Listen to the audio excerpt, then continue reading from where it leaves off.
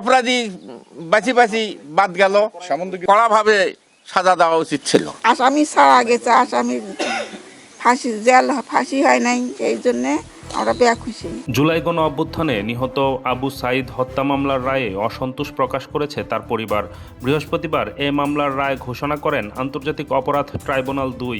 রায়ে ২ পুলিশ সদস্য আমির হোসেন ও সুজন চন্দ্র রায়কে মৃত্যুদণ্ড দেওয়া হয়। এছাড়া বেগম রোকেয়া বিশ্ববিদ্যালয়ের ২ শিক্ষককে ১০ বছরের কারাদণ্ড, নিষিদ্ধ ছাত্রলীগ নেতা উমেল বড়ুয়াকে ১০ বছরের কারাদণ্ড, প্রক্টর শরীফুল ইসলামকে ৫ বছরের কারাদণ্ড এবং অন্য আসামিদের বিভিন্ন মেয়াদে সাজা দেওয়া হয়। পরিবারের অভিযোগ, দুজন পুলিশ সদস্যের উপর দিয়ে এই রায়টা চালিয়ে দিয়ে আন্তর্জাতিক অপরাধ ট্রাইব্যুনাল বা সরকার পার হয়ে গেল, কিন্তু এ হত্যার আদেশদাতাদের মৃত্যুদণ্ড না দিয়ে শুধুমাত্র পুলিশ সদস্য ও সহকারী উপপরিদর্শকের উপর দিয়েই এ মামলার রায় চালিয়ে দেওয়া হয়েছে।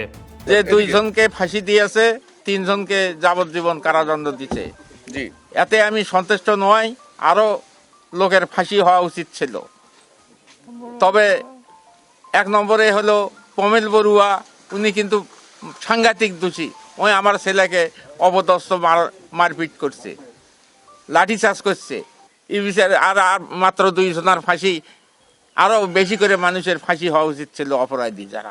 আরো বেশি করে সাজা, বেশি করে অনেক মানুষ, আরো বেশি আসামিকে বেশি আসামি ফাঁসি দিলে তাই না আমরা খুশি হই না, তা এটা আমরা খুশি নয়। এখানে যারা যাবজ্জীবন যাদেরকে দেওয়া হয়েছে তারা নিশ্চিত তাদেরকে ফাঁসির আদেশ দেওয়া উচিত ছিল, কিন্তু বিজ্ঞ আদালত কি মনে করে যে তাদেরকে যাবজ্জীবন দিল।